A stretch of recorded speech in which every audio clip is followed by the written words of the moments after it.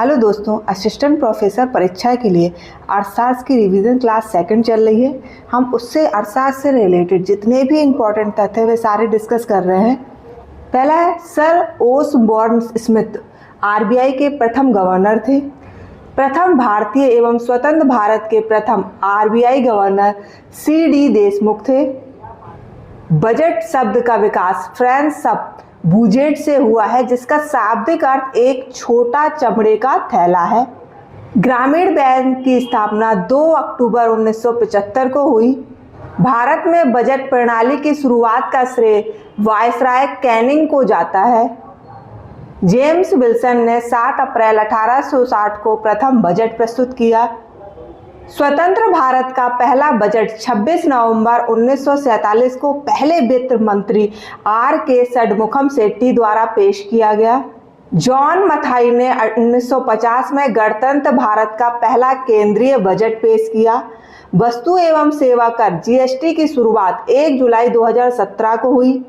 जनवरी 2004 में राष्ट्रीय किसान आयोग का गठन हुआ, जिसके प्रथम अध्यक्ष सोमपाल थे। भारत में कृषि वर्ष 1 जुलाई से 30 जून माना जाता है।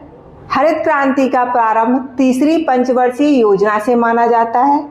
आज़ादी के बाद देश की प्रथम औद्योगिक नीति की घोषणा 6 अप्रैल 1948 ईस्वी को तत्कालीन केंद्रीय उद्योग मंत्री डॉक्टर श्यामा प्रसाद मुखर्जी द्वारा की गई थी। नई औद्योगिक नीति की घोषणा 24 जुलाई 1991 ईस्वी को की गई थी। ग्रेशम का नियम क्या है? बुरी मुद्रा अच्छी मुद्रा को चलन से बाहर कर देती है। एंगल का सिद्धांत है, आय बढ़ने पर वस्तुओं पर खर्च का प्रतिशत कम हो जाता है। अब हम लोग अर्थशास्त्र की प्रमुख पुस्तकें देख लेते हैं। वेल्थ ऑफ नेशंस पुस्तक है एडम स्मिथ की। फाउंडेशन ऑफ इकोनॉमिक एनालिसिस पुस्तक है सैमुएलसन की। Nature and significance of economic science पुस्तक है रॉबिन्स की। कैपिटल पुस्तक है कार्ल मार्क्स की। How to pay for war पुस्तक है कीन्स की। मुद्रास्फीति वह स्थिति है जिसमें कीमत स्तर में वृद्धि होती है तथा मुद्रा का मूल्य गिर जाता है। मुद्रा संकुचन मुद्रास्फीति की विपरीत अवस्था है। इसमें मुद्रा का मूल्य बढ़ता है तथा वस्तुओं और सेवाओं का मूल्य घटता है। अब हम कुछ महत्वपूर्ण समितियों को देख लेते हैं। स्वामीनाथन समिति जनसंख्या नीति से संबंधित है। जानकी रमन समिति प्रतिभूति घोटाला से संबंधित है। दांतवाला समिति बेरोजगारी के अनुमान से संबंधित है। रेखा समिति अप्रत्यक्ष कर से संबंधित है। सहकारिता समिति केंद्र व राज्य संबंध से संबंधित है। महालनोबिस समिति राष्ट्रीय आय से संबंधित है।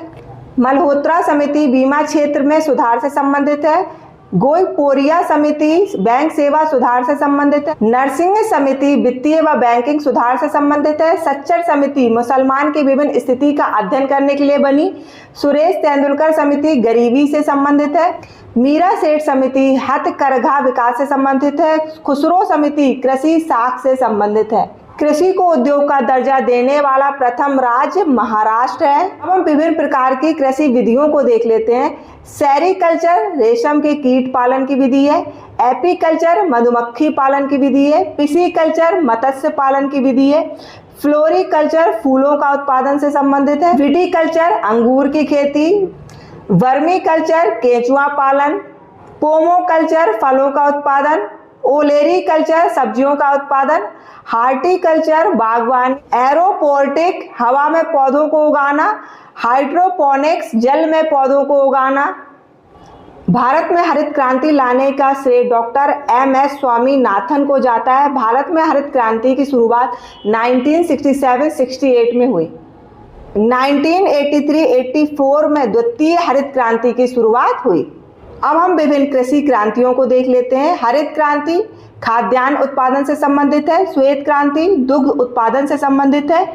नीली क्रांति मत्स्य उत्पादन से संबंधित है। भूरी क्रांति उर्वरक उत्पादन से संबंधित है। रजत क्रांति अंडा उत्पादन से संबंधित है। पीली क्रांति तिलहन उत्पादन से संबंधित है। कृष्ण क्रांति बायोडीजल उत्पादन से संबंधित है। लाल क्रांति टमाटर और मांस उत्पादन से संबंधित है। गुलाबी क्रांति झींगा मछली उत्पादन से संबंधित है। बादामी क्रांति मसाला उत्पादन से संबंधित है। सुनहरी क्रांति फल उत्पादन से संबंधित है। अमृत क्रांति नदी जोड़ों परियोजनाएं से संबंधित है। भारतीय संविधान की धारा 246 के अनुसार देश की जनगणना करने का दायित्व संघ सरकार को सौंपा गया है।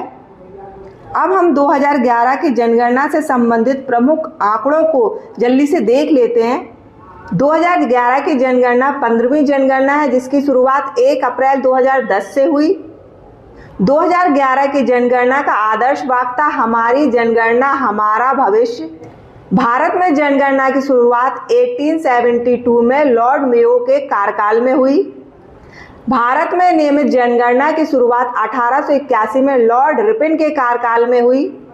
1921 को विभाजक वर्ष की संज्ञा दी गई है। 2011 जनगणना से संबंधित प्रमुख आंकड़े। भारत की कुल जनसंख्या विश्व की कुल जनसंख्या का 17.5% है। जनसंख्या घनत्व 382 व्यक्ति प्रति वर्ग किमी है। लिंगानुपात 943 है। साक्षर लोगों का प्रतिशत 73% है। पुरुष साक्षरता 80.9% है। महिला साक्षरता 64.6% है। भारत के सर्वाधिक जनसंख्या वाले राज्य उत्तर प्रदेश पहले नंबर पे, फिर महाराष्ट्र और फिर बिहार। हमें टॉप 3 याद रखने होंगे। भारत के न्यूनतम जनसंख्या वाले राज्य सिक्किम, मिजोरम, अरुणाचल प्रदेश। सर्वाधिक लिंगानुपात वाले राज्य केरल, तमिलनाडु, आंध्र प्रदेश। न्यूनतम लिंगानुपात वाले राज्य हरियाणा, सिक्किम, पंजाब। सर्वाधिक साक्षरता वाले राज्य केरल, मिजोरम, गोवा। न्यूनतम साक्षरता प्रतिशत वाले राज्य बिहार, अरुणाचल प्रदेश, राजस्थान। सर्वाधिक अनुसूचित जाति की जनसंख्या प्रतिशत वाले राज्य पंजाब, हिमाचल प्रदेश, पश्चिम बंगाल।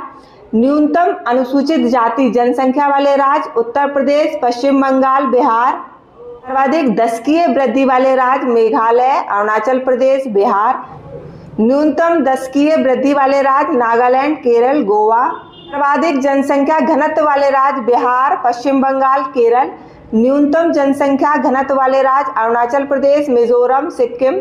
हरियाणा एवं पंजाब में कोई भी अनुसूचित जाति एसटी निवास नहीं करती है। लक्षद्वीप तथा अंडमान निकोबार द्वीप समूह में कोई भी अनुसूचित जाति एससी निवास नहीं करती है। दिल्ली, चंडीगढ़, पुदुचेरी में कोई भी अनुसूचित जनजाति एसटी निवास नहीं करती है। अब हम बजट 2025-26 को एक बार देख लेते हैं। 1 फरवरी 2025 को केंद्रीय वित्त मंत्री निर्मला सीतारमण ने 8वीं बार लगातार केंद्रीय बजट पेश किया है। केंद्रीय बजट 2025-26 की थीम है सबका विकास। केंद्रीय बजट 2025-26 ने विकास के 4 इंजनों को रेखांकित किया है: कृषि, एमएसएमई, निवेश और निर्यात संवर्धन। राजकोषीय घाटे का सकल घरेलू उत्पाद का 4.4% होने का अनुमान है। राजस्व घाटा 24-25 का 0.8% है। वित्तीय घाटा 24-25 का 3.3% है। प्रधानमंत्री धन धान्य कृषि योजना के अंतर्गत कम कृषि उत्पादकता वाले 100 जिलों को शामिल किया गया है। दालों में आत्मनिर्भरता के लिए 6 वर्षीय अभियान की शुरुआत करेगी सरकार, जिसमें तुअर, उड़द और मसूर दाल पर विशेष ध्यान दिया जाएगा। किसान क्रेडिट कार्ड की सीमा 3 लाख से बढ़ाकर 5 लाख कर दी गई है। बिहार में मखाना बोर्ड की स्थापना की जाएगी। असम में यूरिया संयंत्र की स्थापना की जाएगी। सूक्ष्म उद्यम क्रेडिट कार्ड के अंतर्गत 10 लाख सूक्ष्म उद्योगों के लिए 5 लाख की ऋण सुविधा प्रदान की जाएगी। जल जीवन मिशन की धनराशि को 67,000 करोड़ रुपए कर दिया गया है। इस मिशन की अवधि 2028 तक बढ़ा दी गई है। अगले 3 वर्षों में सभी जिला अस्पतालों में डे केयर कैंसर सेंटर स्थापित किए जाएंगे। भारतीय भाषा पुस्तक योजना के अंतर्गत भारतीय भाषा में डिजिटल पुस्तक उपलब्ध कराई जाएंगी। बिहार में ग्रीन फील्ड एयरपोर्ट विकसित किया जाएगा। 50 प्रमुख पर्यटन स्थलों को राज्यों के सहयोग से चैलेंज मोड के तहत विकसित किया जाएगा। कुल प्राप्तियां 34.96 लाख करोड़ अनुमानित हैं। कुल व्यय 50.65 लाख करोड़ अनुमानित हैं। शुद्ध कर प्राप्तियां 28.37 लाख करोड़ अनुमानित है। नई व्यवस्था के तहत 12 लाख रुपए तक कोई व्यक्तिगत आयकर देय नहीं होगा, लेकिन इसके लिए क्या कंडीशन होगी? प्रति माह 1 लाख की औसत आय होने पर। कर का निर्धारण 6 स्तरों पर किया गया है। 0 से 4 लाख आय पर 0%, 4 से 8 लाख पर 5%, 8 से 12 लाख पर 10%, 12 से 16 लाख पर 15%, 16 से 20 लाख पर 20%, 20 से 24 लाख पर 25%, 24 लाख से अधिक होने पर 30% कर देना होगा। वरिष्ठ नागरिकों के लिए ब्याज पर कर कटौती की सीमा 1 लाख रुपए हो गई है। पहले ये कितनी थी? 50,000। 36 जीवन रक्षक औषधि और दवाओं को मूल सीमा शुल्क से पूरी तरह छूट दी गई है। 6 जीवन रक्षक औषधि पर 5% की रियायती सीमा शुल्क लागू होगा। वित्त वर्ष 2025-26 के लिए रेल बजट 2.52 लाख करोड़ रुपए रखा गया है। स्वतंत्र भारत का पहला रेल बजट 20 नवंबर 1947 को जॉन मथाई द्वारा पेश किया गया था। एक वर्ष समिति की सिफारिश पर 1924 में रेल बजट को ब्रिटिश भारतीय सरकार के बजट से अलग कर दिया गया था। 2017-18 में रेल बजट को केंद्रीय बजट में मिला दिया गया था। बाबू जगजीवन राम ने सबसे ज्यादा 8 बार रेल बजट पेश किया है। अगर आपको वीडियो पसंद आ रहा है तो इसे लाइक, शेयर, सब्सक्राइब जरूर करें। थैंक यू बच्चों।